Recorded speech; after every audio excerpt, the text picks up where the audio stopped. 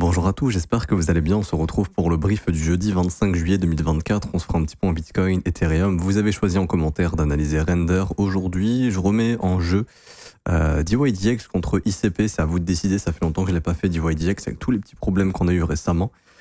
Si ça vous intéresse, n'hésitez pas à me le dire, je l'analyserai ou sinon ce sera ICP. Donc le commentaire qui reviendra le plus gagnera l'analyse. Avant de commencer, on fait un petit point Covid Trading. Donc sur les bot spots, on a eu 6 TP hier, 1 pour Sol, 2 pour BGBETH, 2 pour Blast et 1 pour XRP.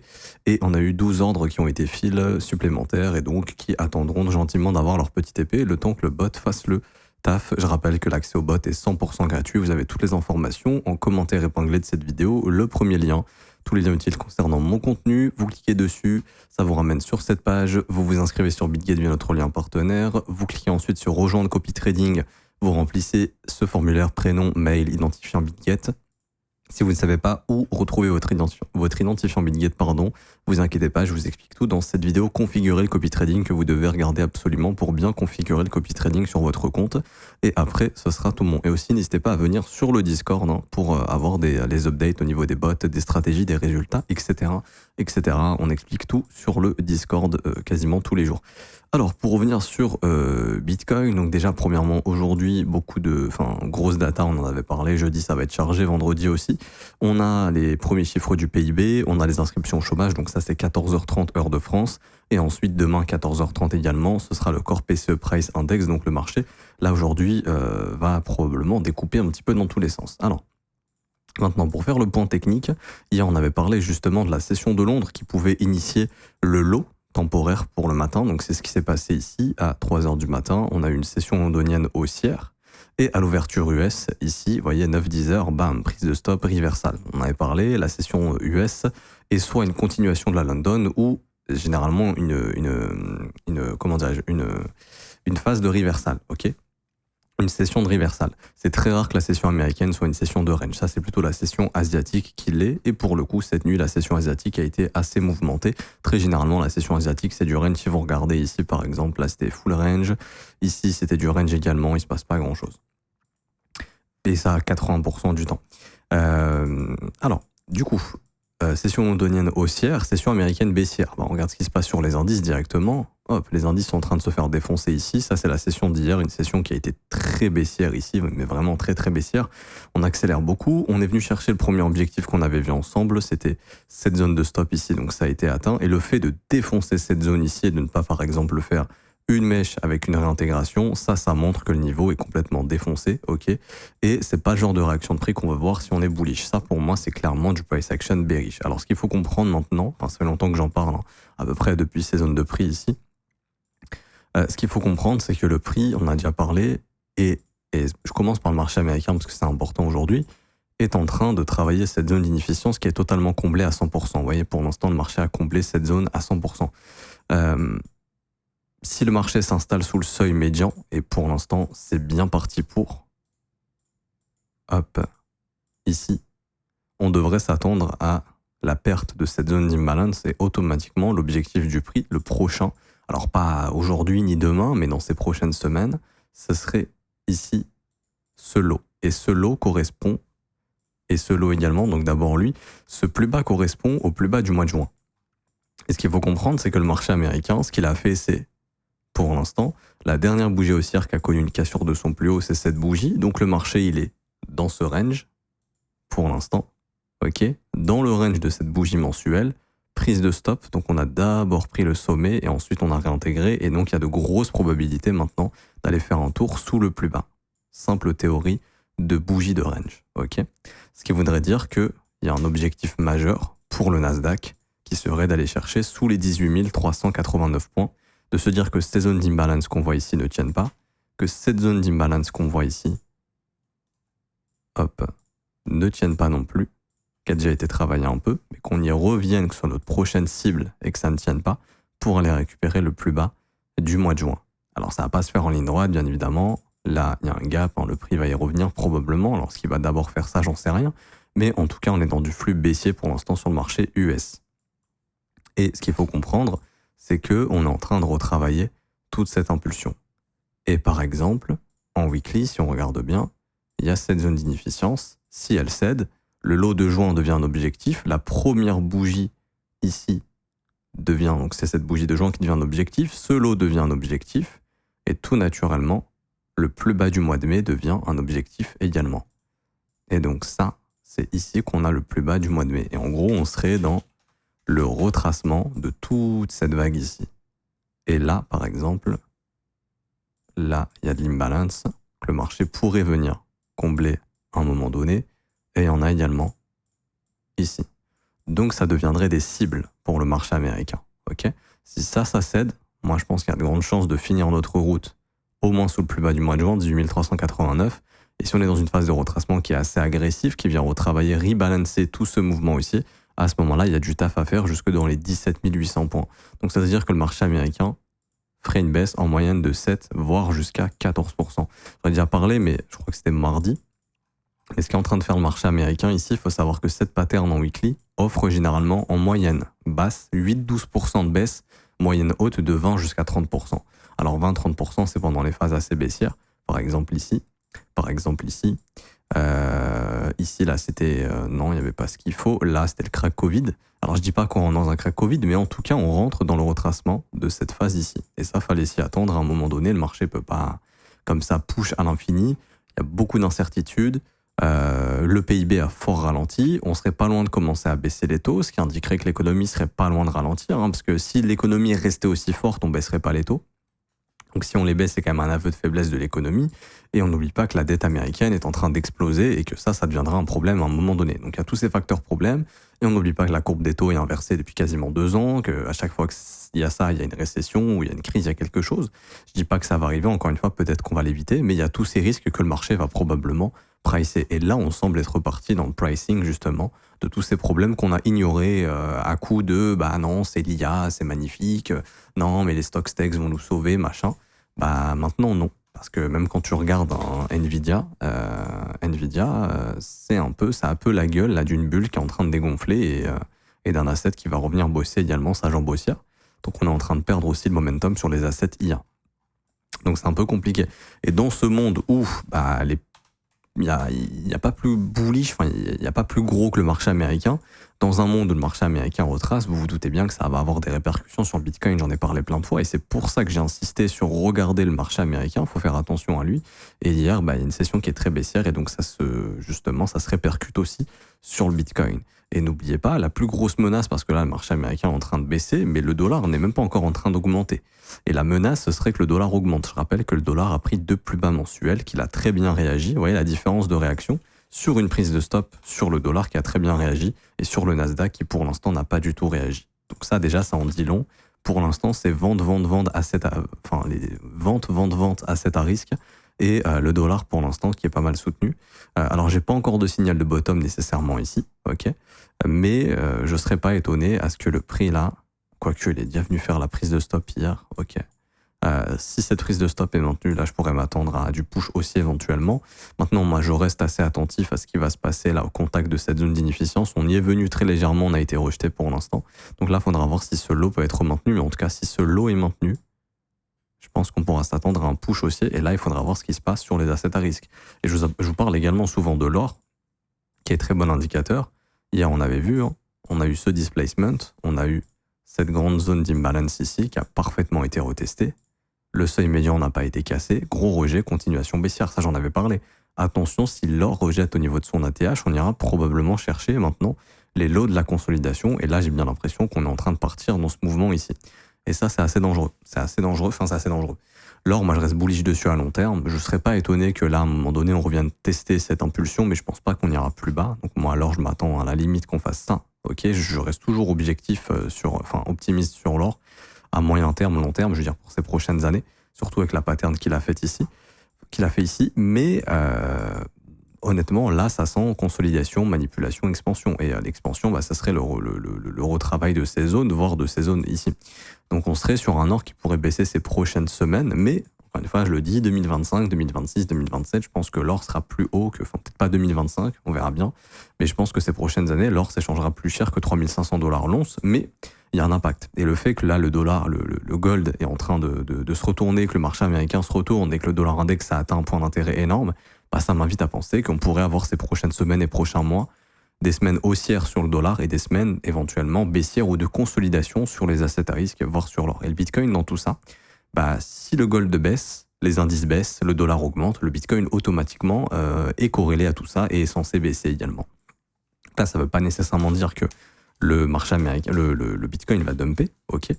Ça ne veut pas nécessairement dire ça, mais en tout cas, ça augmente les probabilités d'avoir du flux baissier. Et hier, on l'a vu, l'or et les indices sont fait exploser. Ça n'a pas échappé au Bitcoin. Il faut bien comprendre que quand vous êtes gestionnaire de fonds et qu'on vous donne la consigne de vendre du risque, si vous avez du Bitcoin en portefeuille, vous allez en vendre, etc., etc. Ou vous allez vous hedge, ou vous allez augmenter vos positions net short. Enfin, vous allez faire un tas de choses pour justement réduire votre risque, et c'est tout à fait normal. Et le Bitcoin est une valeur technologique qui est corrélée à ce qui se passe au Nasdaq, S&P 500, tout simplement. Ok, et encore plus au Nasdaq, puisque c'est un peu l'indice technologique. Donc maintenant, d'un point de vue technique sur Bitcoin, il y a eu pas mal de dégâts ici, surtout d'un point de vue dynamique. Ok. Après, on en avait parlé, là, c'était le travail de cette zone d'inefficience ici. Ce qu'il faut retenir, c'est que pour le moment, cette dynamique ici est toujours baissière. Ok. Et on en avait parlé, si on se fait rejeter dans cette zone d'inefficience, là, ça pourrait nous marquer un sommet descendant. Ok. Donc, on est en train d'avoir un rejet. On est en train d'avoir des signaux quand même un peu, je ne vais pas dire dangereux, mais on est en train d'avoir des petits signaux par-ci par-là, dans le sens où cette bougie de range a connu la cassure de son plus bas, ça a été acté hier, donc là il y a un signal de reversal, là on peut éventuellement confirmer un top ici en daily, et de se dire que tous les replis seront des objectifs pour essayer de vendre vers des objectifs de prix, qui seront, par exemple, là on voit qu'il n'y a plus rien à retravailler, donc ce serait pour aller récupérer ce lot ici à 62 319 $, et ces deux lots daily ici à 63 000. Alors en théorie, ce serait rebond pour amener le prix ici et retravailler cette zone d'impulsion qui laisse des inefficiences derrière elle. Et c'est ici qu'on va être fixé. Si vous regardez bien, regardez ici. Hop, zone d'inefficience, rejet. Ok, c'était l'objectif. Si on passait cette zone d'inefficience, l'objectif c'était ce sommet à 72 000. On en avait parlé. Attention, la dynamique est baissière. Sommet, creux, sommet descendant, creux descendant, sommet descendant, creux descendant. Attention à ce que ça ne rejette pas ici. Pour l'instant, c'est en train de rejeter.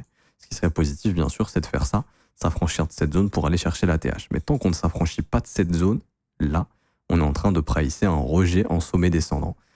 Et maintenant, les prochaines zones de prix à bosser, c'est la zone d'impulsion que je vous ai montrée en daily, mais on la voit très bien en 3 jours. Vous voyez, la zone qu'on voit ici, on a la même chose en bullish. Donc ça, c'est une zone bearish. Ça, c'est une zone bullish. Donc là, ça serait aux acheteurs de défendre cette zone. Et si Bitcoin a vraiment bottom ici, il est censé trouver un bottom dans cette zone. C'est-à-dire ici, entre 63 100 $ et 59 800 $, on trouve un bottom et là on push pour aller défoncer la TH. Ça, c'est le scénario bullish où le bottom a bien été trouvé ici. Par exemple, on peut voir qu'on a le support précédent ici qui tape également cette zone. Là, vous voyez, donc ce serait une très bonne zone, 61 000, 60 000 $, ça a beaucoup été défendu.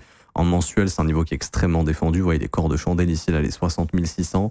On a fait la petite mèche, mais en mensuel, c'est toujours maintenu. Même en weekly, on a très vite regagné le niveau, là, les 61 000. Donc ce serait dans ces eaux-là, ce serait la zone en fait à parfaitement défendre. Ici, pour trouver un creux ascendant et mettre fin à cette dynamique baissière qui, pour l'instant, est toujours maintenu. Ok, maintenant, pour l'instant, c'est toujours maintenu. Et ça correspond à cette zone d'impulsion que vous voyez ici, que je vais tracer. Hop, qu'on peut indiquer ici. Et par exemple, si on trace une petite zone de rechargement, ça doit tomber pile poil dans la zone de rechargement, exactement. 61,8 ici. Donc ce serait dans le bas de la zone d'impulsion, autour des 59 100 $. Bon, également, on surveillera le premier arrêt sur cette prise de stop, là, autour des 62 700. En théorie, il serait tout à fait possible de juste prendre les stops ici et hop, de faire ça. C'est tout à fait possible. C'est un scénario qui est tout à fait possible. Il faudra voir la réaction du prix sur la prise de ces deux lots daily. Et du coup, ça, je vais vous les indiquer en horaire parce que là, c'est un peu plus intéressant en horaire. Alors, on repasse en horaire ici. On vient et on voit qu'il y avait toute cette impulsion haussière à bosser qui est vectorielle en plus de ça. Donc, il y avait des chances ici, de revenir tester cette zone. Ça a été fait. Ok. Cette zone d'inefficience a été perdue. Donc là, il y a des chances qu'elle opère un rejet aujourd'hui. Okay, maintenant, on est sur des news écho aujourd'hui. Ce qu'il faut comprendre, c'est qu'on est sur des news écho. le marché va bouger fort à 14h30. On risque d'avoir un mouvement impulsif dans tous les sens. Il faudra voir dans quel mouvement se fait l'impulsion. Très généralement, si l'impulsion est baissière, il faut s'attendre à une fin de session haussière. Si la news crée une impulsion haussière, il faut s'attendre probablement à une session baissière. Okay, américaine, la London, on verra bien. Hier, la London était haussière. La London pourrait permettre de retravailler les dégâts qui ont été faits hier, donc les zones d'imbalance que vous voyez là, pour aller les rebosser. Et la session US pourrait opérer un rejet si le flux baissier continue sur le marché américain également. Donc ça, on verra bien. Okay, mais là, ce qu'il faut comprendre, c'est que la dernière zone d'inefficience ici qui avait à bosser sur cette phase haussière, elle a été perdue. Donc maintenant, il y a de grosses probabilités que le prix vienne chercher cette zone de consolidation. Et c'est les deux lots daily que je vous ai montrés sous les 63 200 $. Ça me semble être un objectif. Et d'un point de vue technique, on pourrait commencer à spéculer sur ce scénario. Il y a des news économiques, ça va se passer différemment, mais travail de cette zone d'inefficience que je vais vous indiquer, qui est ouverte de cet endroit, donc 65 249 jusqu'à ici, 64 481. On identifie le seuil médian 64 850 et ce seuil médian a des chances d'opérer un rejet qui prendra cette forme par exemple, tac, tac, ok. Après, comme je dis, il y a des news échos, on est 1h du matin hors de New York, faudra attendre cet après-midi 8h, 9h, 10h à peu près. Enfin la matinée à New York mais l'après-midi en France et aussi ce que peut donner la session londonienne ici. Mais bon voilà, on pourrait partir sur des rejets éventuellement car cette zone d'inefficience ici là a totalement été bossée et donc l'objectif du prix serait ce lot, mais si on prend ce lot à 63 393 on ira prendre le lot de cette consolidation. Et après d'un point de vue daily, c'est vrai que l'objectif, ça peut rester d'aller bosser les inefficiences, mais bon, ça encore une fois, on verra bien, faut pas se projeter trop vite pour le moment. Je pense qu'il y a plein de gens qui sont peut-être en train de se jeter dans le short, il y a peut-être de l'argent à gagner pour les exchanges, à initier une sorte de short squeeze éventuellement, jusqu'où, d'un point de vue dynamique de prix, pour l'instant, les sommets descendants sont défendus, ici, donc ce serait en théorie, si ce sommet est défendu également, pas plus haut que ce sommet, donc soit cette zone d'imbalance, soit en zone de rechargement de short, dans cette zone d'inefficience ici qui est toujours ouverte. C'est un niveau qui appelle le marché, qui sera comblé tôt ou tard. Ici, aux alentours des 66 300, 66 100, s'il y a un gros short squeeze, ça pourrait être l'objectif du prix, éventuellement. Mais là, en tout cas, les rebonds sont techniquement des opportunités d'alléger ses positions, voire de se hedge, en attendant un nettoyage des lots qui n'ont pas été pris et qui deviennent une cible pour le marché. Pas plus de choses à dire. Si on regarde la weekly également, on voit quoi? Prise de stop du sommet weekly. Pour l'instant, cette bougie connaît un rejet. Ce qui est intéressant souvent, c'est d'identifier le seuil médian de la bougie qui précède. Donc là, en l'occurrence, on y est, 64 500 à peu près. Et généralement, quand ça accepte sous le seuil médian, ça peut aller chercher le lot de la bougie weekly. Donc là, ce serait sous les 60 500. Mais bon, ça, encore une fois, ça serait dans quelques temps. Pour l'instant, voilà, on va attendre les news. Et on a aussi une semaine chargée la semaine prochaine. Donc il y aura aussi beaucoup de volatilité. C'est vrai que j'en ai pas parlé, mais si vous regardez du lundi 28 juillet au 2 août, on aura une semaine chargée, je crois de mémoire. On aura le FOMC le 31 juillet et vendredi 1er août, on aura également, PMI, on s'en fout. Et après, vendredi 2, il y aura les NFP à nouveau, etc.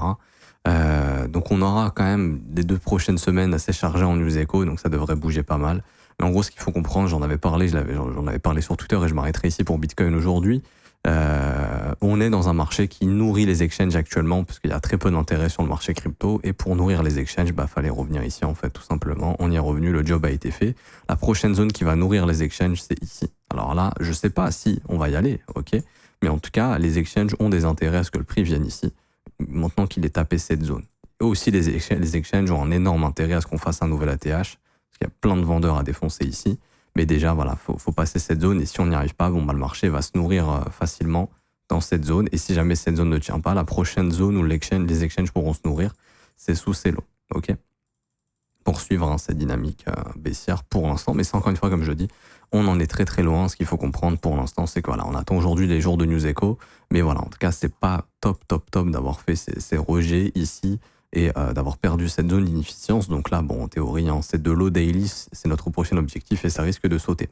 Concernant ETH, alors on a enfin les datas. Hier, j'avais pas toutes les datas sur les ETF. Va falloir que j'essaye de trouver ça, si ça a été mis à jour. Mais finalement, on était sur un net flow positif de 100 millions. Bon, c'est pas énorme. Et en tout cas, je crois que hier, le net flow est négatif. Alors, je n'ai pas envie de vous dire de la merde, faut que Je retrouve les sites, sauf que là, malheureusement, je les ai pas. Donc, je communiquerai sur Twitter probablement si je retrouve les datas. Je vous ferai un point demain. Oui, demain sera le jour de la semaine, sera super pour se faire un petit point ETF sur ce lancement. On verra un petit peu, mais en tout cas, les datas, c'est pas waouh. C'est pas comme le Bitcoin à ses débuts. Après, on verra bien. C'est normal, j'en ai déjà parlé, le marché américain retrace, etc. C'est peut-être pas le moment pour les institutions de se dire à penser acheter de l'Ethereum. Déjà, il faut qu'ils débouclent leur position sur les indices, je pense. Ils sont probablement en train de le faire. Hein. Si le marché baisse, c'est pas anodin. Donc, si tu vends de l'asset à risque, tu vas pas mettre le paquet sur Ethereum. Tu peux mettre un petit peu en portefeuille, histoire de, mais le paquet sera probablement pas maintenant. Et on voit quand même sur le trust de Grayscale ici, quand c'était un trust, maintenant c'est un ETF, il y a une grosse demande institutionnelle à peu près de octobre 2023 jusqu'à novembre, pas novembre, pardon, jusqu'à mars 2024, et après ça s'est totalement calmé. Là, il n'y a plus trop de demande institutionnelle pour l'instant. Donc ça, bon, ça sera à surveiller également. Concernant Ethereum, pareil, malheureusement, la dernière bougie haussière ici, bon, c'était elle a connu la cassure de son plus bas. Cette bougie de range, on en avait parlé, prise de stop, donc en théorie, il y a des risques d'aller prendre les stops ici, sauf que malheureusement, cassure, et on avait parlé, en cas de cassure, cette zone d'inefficience, on allait bosser cette zone d'inefficience, ça a été bossé également. On a pris le sommet weekly qui était juste ici, ça on en avait parlé, c'était impossible de se retourner sans prendre ce sommet. On a pris le sommet, on est en train d'opérer le retournement, on est en train de former des imbalances baissières, ici. Donc là, on est en train de former un top en fait sur Ethereum, on va pas se mentir. Hein. Là, il y a une imbalance baissière qui se forme. Ça, pour moi, c'est synonyme d'un top ici. Et donc ça, on va le mettre en évidence. Et du coup, le marché est en train de s'attaquer à quoi? Les zones d'inefficience haussières. Et là, il y en avait une énorme ici, qu'on a comblé totalement. C'est bon, le job a été fait. Il faudra voir jusqu'où peut aller le prix maintenant. Et en daily, je regarde, mais pareil, toutes les imbalances ici ont été comblées. Donc, il a suffi d'un seul mouvement pour venir combler ces inefficiences. Si vous avez des convictions sur Ethereum, c'est des zones qui s'achètent en spot. Maintenant, j'en ai déjà parlé. Moi, je trouve ça trop suspect ici qu'on ait laissé ces deux lots. J'en ai déjà parlé plein de fois, mais je ne pense pas que le prix puisse se retourner, repartir en to the moon sans avoir pris ces lots ici. Et il y a un scénario qui rentre en jeu sur ETH, c'est la consolidation, manipulation, expansion. C'est de se dire que Ethereum est dans un range ici. Et c'est le cas. On est dans un range. Et de se dire qu'on aura une phase de manipulation. C'est-à-dire qu'il y aura la prise de stop de tous les ranges ici. Tout le monde va se mettre à paniquer. On voit qu'il y a des inefficiences à combler ici. Il y a encore une grosse zone à combler, donc ça concorderait avec la manipulation, peut-être jusqu'aux $2400. Et ensuite, ce qui attend une phase de manipulation, c'est une phase d'expansion. Donc c'est un concept de réaccumulation. En fait, c'est accumulation, manipulation et expansion. Donc consolidation, manipulation, expansion, tout simplement. Donc il faudrait faire un petit tour et un stress move, et le fait qu'on ait laissé ces lots intacts, ça m'invite à penser qu'on est peut-être en train de préparer ce genre de mouvement. On n'oublie pas que la demande d'ETF pour Ethereum a été faite ici, je crois, en novembre 2023. Donc ça, c'est un prix qui risque d'être défendu. Hein. Mais voilà, moi je m'attendrais plutôt à ce genre de schéma sur Ethereum, honnêtement, à une consolidation, manipulation, expansion pour une prochaine phase haussière. Voilà, c'est un peu ce à quoi on peut s'attendre, je pense, sur Ethereum. Et j'en ai déjà parlé, mais voilà, le fait de laisser ces lots, pour moi, c'est un peu dangereux et je pense que ça attire le prix, probablement. Et là, le fait qu'on casse des imbalances haussières, qu'on est en train de faire des imbalances baissières, ça, pour moi, ça montre un reversal, sachant qu'en plus de ça, on a pris le dernier sommet weekly de la dernière bougie baissière, donc c'était un point de retournement. Également, le sommet weekly de la semaine dernière a été pris, bam, reverse immédiat. Donc ouais, en théorie, je me dirais qu'un rebond Ethereum là dans les 3385, 3340 est probable. Si cette zone d'inefficience se confirme aujourd'hui, donc là il faudrait clôturer en ne revenant pas aujourd'hui dans les 3385, on pourrait faire ça et ensuite se diriger vers ces lots, parce que là il n'y a plus d'inefficience, là il n'y a plus rien, et l'objectif du prix, c'est un peu con, hein, mais les algos le voient comme ça, tout a été travaillé ici, ok, on va se nourrir des prochaines zones de sell stop qui seraient sous les $2791. Et là on est en train de faire celle de news avec le lancement des ETF. Donc au final ce brief est assez long, mais bon, il y avait beaucoup de choses à dire. Et pour finir rapidement avec RNDR, je l'avais analysé il y a pas longtemps. Pour moi, on est dans un marché qui est toujours baissier ici. Alors je parle pas de son ensemble, hein, je parle depuis le sommet. Pourquoi? Parce qu'on a fait ici prise d'ATH, donc le plus haut de l'année de 2021 a sauté, et ensuite le marché n'a pas réussi à faire un sommet ascendant, ce qui montre qu'après une prise de stop majeure ici, le prix devient faible, faiblit, et il rentre dans sommet creux, sommet descendant, et là on est en train d'essayer de faire un creux descendant. J'avais parlé de cette zone, pour moi ça me paraît peu probable que RNDR se retourne sans prendre cette zone de prix. Là, vous voyez, c'est un peu comme ETH, on a laissé les stops ici. Pour moi, c'est impossible de laisser ça intact, donc je m'attends à ce qu'on aille sous les 5,65 $. Il y a cette grosse zone d'inefficience ici qui reste à bosser, hein. Le seuil médian à 5,30 $, donc ça peut être un objectif. Maintenant, on fait un truc tout bête, on prend le bottom, on prend le plus bas, on localise la zone de rechargement. Ok, on n'y est pas encore venu, il y a de grandes chances d'y venir. Si vous avez des convictions, entre 3,05 $, enfin 3,05 $ et 5,40 $, c'est une bonne zone pour commencer à racheter pour du spot. Maintenant, mensuel, je regarde. Zone d'inefficience ici à combler vectoriel. Là, il y a pas grand-chose, mais il y a surtout une grosse impulsion qui a créé plusieurs inefficiences d'affilée. C'est cette zone ici. Donc ça, éventuellement, ça pourrait être retesté à un moment donné entre 3,20 $ et 1,73 $. Bon, le marché va pas combler toutes les inefficiences non plus. Maintenant, ça reste un objectif. Quand vous regardez le prix en mensuel, on est quand même en train de faire un M-top après une prise de stop. Ça, c'est pas très bullish. C'est un marché, si vous voulez mon avis, qui est en train de pricer plusieurs mois de baisse ici, hein, pour être honnête.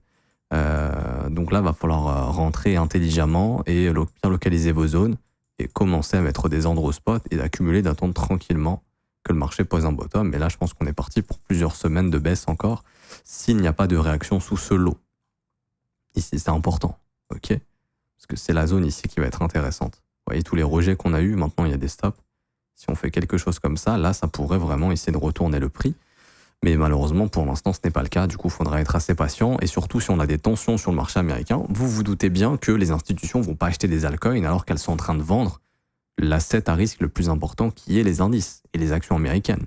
Ils sont pas teubés, les mecs. Ils vont pas se dire, ah, on vend nos actions qui génèrent des 150-300 milliards de chiffre d'affaires par an, même plus. Je parle des Apple, des Amazon, pour acheter des altcoins qui génèrent rien du tout et qui sont juste un outil spéculatif. Un outil spéculatif qui sert pas à grand chose. Bah non, ça va pas marcher comme ça. S'ils vendent des indices, si la correction continue sur les indices et les actions, l'argent il va pas arriver magiquement dans les altcoins. Donc ça, faut bien le comprendre. Maintenant, graphiquement, ça peut s'inverser en formant quelque chose comme ça. Donc ça pourrait prendre plusieurs semaines. Ici, il va falloir être patient, c'est ce que j'essaye de dire. Maintenant, d'un point de vue technique, ce flux ici, pour l'instant, est toujours baissier. Ok, le marché ici est revenu faire ce qu'on appelle du rebalancing. Donc, c'est-à-dire qu'on a des impulsions qui vont créer des imbalances que le marché revient combler. Vous voyez, hop, on est revenu dedans, elle était ouverte à 100%, on y est revenu et on continue là de rebaisser. Et ça s'appelle du rebalancing et c'est-à-dire que le marché a des intérêts à aller plus bas ou en tout cas, il y a plus de vendeurs que d'acheteurs dans ce marché, tout simplement. Ça veut juste dire ça. Et d'un point de vue weekly, on prend la dernière bougie baissière qui n'a pas connu de cassure de son plus bas, c'est elle. Est-ce qu'elle a connu la cassure de son plus haut? Non, ça c'est juste un truc tout con à regarder. Ça marche très très bien. Non, ok, donc on est compris dans ce range. On est venu prendre le sommet weekly de la bougie précédente. Ici, il y avait pas grand-chose là. Non, c'était en daily, du coup la zone d'inefficience. Rejet, continuation baissière. Et donc on va s'attaquer à cette zone d'inefficience qui est toujours ouverte. Ici. Venir travailler cette zone. Et ensuite, on verra bien. Mais là, déjà, il y a une zone qui est assez sympa. Avec ici, hop, une zone de prix qui est plutôt cool. Là, autour des 4,60 $. Ça peut être un bon buy limit. Et je suis un peu désolé de gâcher la fête, mais voilà, ça, c'est toujours baissier pour l'instant. Et ça risque de retracer. Et généralement, les altcoins, c'est chiant, c'est relou à dire, je sais, mais ça retrace. Après, peut-être que là, ce sera pas le cas, j'en sais strictement rien, encore une fois. Moi, je suis quelqu'un qui vraiment regarde au jour le jour ce qui se passe au niveau du prix. Là, pour l'instant, je vois pas de bottom. Peut-être que dans 2 semaines, 3 semaines, un mois, il y en aura un. Je sais pas. Hein. Vous savez que le marché crypto va assez vite. C'est pour ça que si vous avez peur de louper le train, vous mettez des buy limits et vous prenez pas la tête. Mais très généralement, le marché crypto, après une phase aussi parabolique, retrace entre 78,6 et 88,6. En tout cas, souvent les altcoins. Donc là, ça serait entre 3 $ et 1,78 $.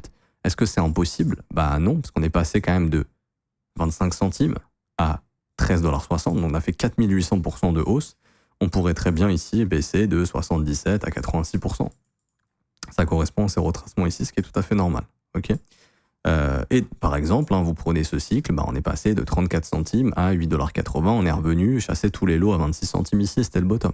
Donc c'est déjà arrivé une fois. Et sur les altcoins, c'est pas arrivé une fois, c'est arrivé des centaines, voire des milliers de fois. Donc c'est pour ça que c'est probable. Après, ça ne veut pas dire que ça va nécessairement arriver, mais c'est pas improbable. Okay, c'est vraiment pas un scénario improbable. Pour voilà, prendre du recul, toute cette zone-là, c'est intéressant. Si vous avez les moyens, de temps en temps, tant que le prix reste là-dedans, de faire des petits buy limits, si vous avez des convictions sur Render, pour éventuellement une future continuation haussière, un futur cycle haussier. Je pense que si vous êtes en crypto, vous spéculez sur un futur cycle haussier, peut-être 2025, etc. Donc voilà, c'est le moment de commencer à préparer ses buy limit et de pas avoir peur quand ça descend, mais d'avoir des convictions et d'acheter ce qui vous semble être intéressant d'un point de vue fondamental. Et ensuite, d'un point de vue technique, moi je suis là pour ça et je vous donne les zones de prix qui sont intéressantes pour poser des petits buy limit. Je m'arrête ici, j'espère que ça vous aura plu. Si c'est le cas, bombardez les pouces bleus, mettez un petit commentaire, ça récompense le travail qui est fourni. Abonnez-vous également si c'est pas le cas. Vous avez le copy training en commentaire épinglé. C'est le premier lien, comme d'hab, ça vous ramène sur cette page. Vous avez aussi la possibilité de rejoindre l'école si vous souhaitez vous former à mes côtés. Brief privé tous les jours du lundi au vendredi avec les élèves. Je réponds à leurs questions, on voit des setups ensemble, on fait un point de marché, on parle de gestion du risque, etc. Je leur explique ce que je fais, ce sur quoi je compte me positionner, etc. Et en plus de ça, vous avez une formation de 19 heures qui vous attend. Donc si vous voulez bien être encadré avec moi-même, les professeurs, les élèves avancés qui sont là pour vous aider, et en plus de ça, avoir une formation qui vous est offerte, ça se passe dans l'école, ça commence à partir de 49 € par mois. C'est sans engagement et vous avez aussi les offres 3, 6 et 12 mois qui sont possibles avec des réductions. Je m'arrête ici, on se retrouve demain. Bonne journée à tous. Ciao, ciao.